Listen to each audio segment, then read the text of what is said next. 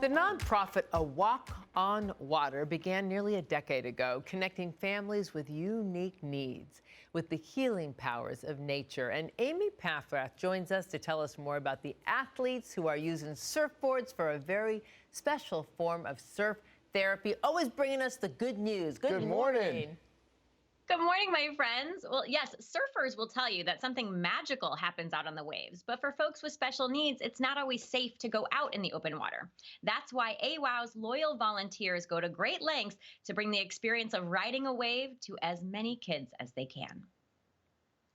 Waking up before sunrise is worth it to catch the early morning waves of the Pacific.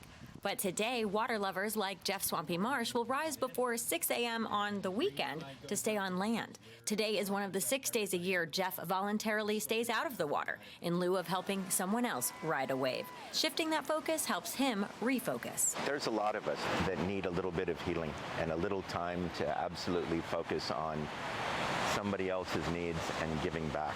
I know there's a few guys out here that it has transformed their lives. The Santa Monica native has volunteered with A Walk on Water for 8 years. After learning his hit Disney Channel cartoon Phineas and Ferb was connecting with kids on the autism spectrum, Swampy wanted to connect with those kids even more.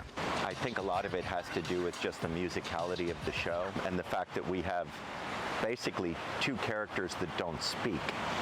Writing those characters wasn't intentional, but finding AWOW was, and it's a way for he and his son to share their passion for surfing with those who don't often get to do it. All the siblings all get to go surfing, and sometimes even the parents. And it really is a day off at the beach for folks who don't always get a day off. He's now on the board and is director of safety, a role he takes seriously, though he jokes that those who know him best would be shocked that the guy with an affinity towards sports that have landed him in the ER is the one raising the safety flag. They'd also be shocked to know the risks he's taken have never been about the thrill, but the silence. You need to find moments where everything goes quiet. And in those moments, surfing or racing, everything goes quiet. Swampy wears his AWOW jacket with pride, knowing that the group's surf therapy, physically getting kids on boards and allowing them the chance to feel that freedom Swampy feels on his board, that's the place where the magic happens. Still remember the guy who came up to me on the beach and said, "My son just said the first words to me I've ever heard him speak." And that kind of stuff happens all the time. Moments of pure connection on the water. Enough to leave anyone speechless. Wow. Pretty powerful stuff. Swampy volunteers at the group's 6 SoCal events each year. There are even more on the East Coast.